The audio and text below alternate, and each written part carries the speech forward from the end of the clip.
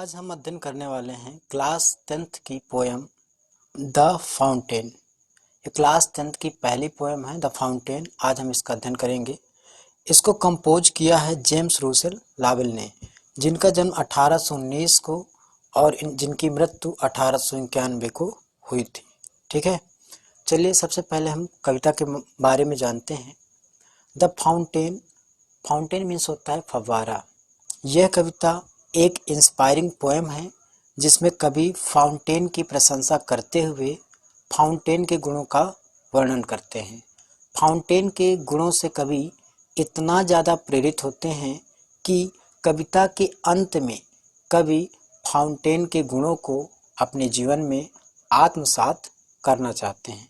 ठीक है, अब वो कौन से फाउंटेन के गुण हैं, आइए उनको भी जानते हैं। पहला गुण है प्रसन्न रहना और सर्वश्रेष्ठ दिखना। दूसरा गुण अपनी गति में ही विश्राम करना। तीसरा अपने कार्य को पूरी क्षमता तथा ऊर्जा से करना। हमेशा बदलते रहना फिर भी स्थिर दिखना। ताजगी, संतुष्टि, निरंतरता और दृढ़ता बनाए रखना। ये है फाउंटेन के गुण। चलिए देखते हैं इस पोएम को। इन गुणों को ही अंत में पोएट अपने जीवन में भी अपनाना चाहते हैं। चलिए लाइन बाय लाइन इस पोएम का हम अध्ययन करते हैं। Into the sunshine full of the light, leaping and flashing from morn till night. Into means होता है में, द सनशाइन, सनशाइन मीन्स होता है सूर्य का प्रकाश। Full of the light, full of means भरा हुआ, लाइट मीन्स प्रकाश, यानी कह सकते into the sunshine full of the light, सूर्य के प्रकाश में। लीपिंग उछलते हुए, एंड फ्लैशिंग चमकते हुए। From morn, from morn, morn means होता है मॉर्निंग। फ्रॉम मॉर्न सुबह से, टिल नाइट, टिल मीन्स होता है तक, रात तक। फ्रॉम मॉर्न टिल नाइट, सुबह से लेकर रात तक, यानी ये कह रहा है into the sunshine full of the light, leaping and flashing from morn till night. इन पंक्तियों का अर्थ है इस पूरे स्टेंजा का, जो फाउंटेन है वह सुबह से लेकर के शाम तक सूर्य के प्रकाश में क्या करता रहता है, चमकता रहता है, उछलता रहता है। फ्लैशिंग मीन्स होता है रिफ्लेक्ट करता रहता है, सुबह से लेकर रात तक। Into the moonlight whiter than snow, waving so flower like when the winds blow. यहाँ पे कह रहा है into the moonlight, into the moonlight, चंद्रमा के प्रकाश में, व्हाइटर सफेद होता है, देन स्नो, स्नो मीन्स होता है बर्फ। तो into the moonlight whiter than snow, इन लाइनों का अर्थ है कि चंद्रमा के प्रकाश में फाउंटेन स्नो से भी ज़्यादा सफ़ेद होता है। देखिए एक बात यहाँ पे याद रखिएगा, पोएट जो है वो फाउंटेन से ही बोल रहे हैं, फाउंटेन से ही बातें कर रहे हैं, मतलब जो फव्वारा है उससे पोएट स्वयं खुद बातें कर रहे हैं। ठीक है, बोल रहे हैं कि into the moonlight whiter than snow, waving so flower like when the winds blow. और वेविंग हिलता है, so flower like, like means जैसे, फ्लावर मीन्स पुष्प, फ्लावर के जैसे, पुष्प के जैसे क्या करता है ये फाउंटेन, हिलता है। व्हेन जब, द विंड्स, जो विंड्स है हवा है, ब्लो चलती है।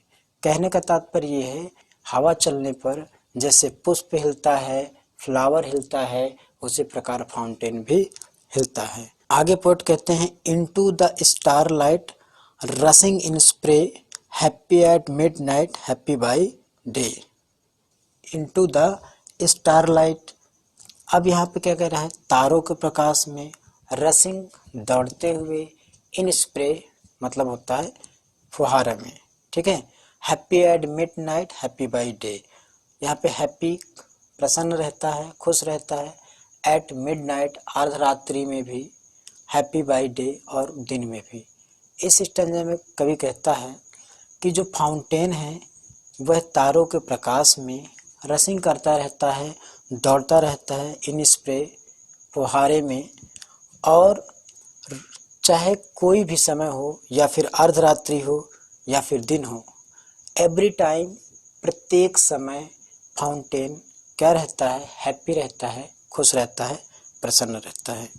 Ever in motion, blithesome and cheery, ever means होता है हमेशा, इन मोशन, मोशन मीन्स होता है गति, तो एवर इन मोशन गति में, ब्लिथसम एंड चेरी, ब्लिथसम खुश रहता है, चेरी प्रसन्न रहता है, स्टिल हमेशा, क्लाइंबिंग हेवनवर्ड और हमेशा क्लाइंबिंग करता रहता है, चढ़ता रहता है, हेवनवर्ड आसमान की ओर। यहाँ पर हेवन का मतलब स्वर्ग नहीं है, हम कह सकते हैं आसमान की ओर इंगित कर रहा है, ठीक है। तो स्टिल क्लाइंबिंग हेवनवर्ड, हमेशा हेवनवर्ड की ओर, आसमान की ओर चढ़ता रहता है। नेवर ए वेरी, और कभी भी वेरी नहीं होता, वेरी मीन्स थकना, और कभी भी वो थकता नहीं है। इस पूरे स्टेंजा में पोएट कहता है कि जो फाउंटेन है वो अपने ही गति में क्या रहता है, प्रसन्न रहता है, सुखी रहता है, आनंदित रहता है, और स्टिल हमेशा क्लाइंबिंग हेवनवर्ड और आसमान की ओर चढ़ते हुए, नेवर ए वेरी कभी थकता नहीं, मतलब वो जो कार्य है उसका, उस कार्य को करते हुए कभी भी वो थकता नहीं है, चढ़ता रहता है, चढ़ता रहता है, चढ़ता रहता है। आइए आगे देखते हैं। ग्लैड ऑफ ऑल वेदर्स, यहाँ पे ऑफ था, ओजी लिखा हुआ है, ठीक। Glad of all weathers still seeming best, glad प्रसन्न होता है, ऑफ ऑल वेदर्स सभी वेदर्स में, सभी मौसम में, जो फाउंटेन है वो ग्लैड होता है, प्रसन्न होता है, और स्टिल सीमिंग बेस्ट, स्टिल हमेशा, सीमिंग प्रतीत होता है, बेस्ट, बेस्ट मीन्स होता है अच्छा, ठीक है, और हमेशा क्या होता है, उत्कृष्ट, या कह सकते हैं अच्छा प्रतीत होता है, हमेशा बेस्ट प्रतीत होता है, कोई भी मौसम हो। अपवर्ड और डाउनवर्ड, ऊपर की ओर और नीचे की ओर, मोशन दाई रेस्ट, जो वो ऊपर की ओर फाउंटेन का वाटर जाता है और फिर एक क्षण ऐसा आता है कि वो नीचे की ओर आने लगता है, तो जब ऊपर की ओर जाता है और उस स्थिति में जैसे ही कि वो ऊपर से नीचे की ओर आता है, तो जो थोड़ा सा उसे समय मिलता है वही उसका क्या है, मोशन डायरेक्ट, वही उसका क्या है, रेस्ट है। Full of A nature, full of A nature जब वो पूरे स्वभाव में होता है, या पूरी ऊर्जा या पूरी शक्ति से जब वो कार्य कर रहा होता है, कहने का तात्पर्य फाउंटेन बह रहा होता है, तो नथिंग कैन टेम, कोई उसको नियंत्रित नहीं कर सकता है। चेंज एवरी मोमेंट, और वो हमेशा प्रत्येक क्षण चेंज होता रहता है, बदलता रहता है, एवर द सेम, फिर भी वो सेम लगता है, कहने का मतलब बदलते हुए भी वो स्थिर सा प्रतीत होता है। आप लोग देखा होंगे कि फाउंटेन जब क्या होता है, ऐसा लगता है हमें वाटर उसका तेजी से बह रहा होता है, लेकिन हमें लगता है कि ये स्थिर है, बह नहीं रहा है, ठीक है, वही चीज़। आगे, ceaseless aspiring, ceaseless content, content, darkness और सनशाइन दाई एलिमेंट। पोएट कहते हैं फाउंटेन्स की सीजलेस एस्पायरिंग, लगातार निरंतरता जो बनी हुई है चढ़ने की, लगातार चढ़ते रहना, अग्रसर रहना, मतलब आसमान की ओर जो फाउंटेन आसमान छूने का प्रयास कर रहा है, लगातार कर रहा है, न थकता है, जो निरंतरता बनी हुई है, और वो थकता भी नहीं है।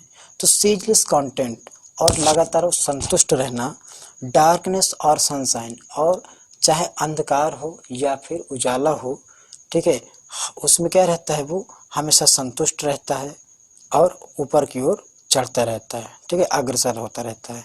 तो यही क्या है, फाउंटेन के एलिमेंट है। पोएट कहता है कि दाई एलिमेंट, यही तो तुम्हारी विशेषता है, यही तो तुम्हारे गुण है।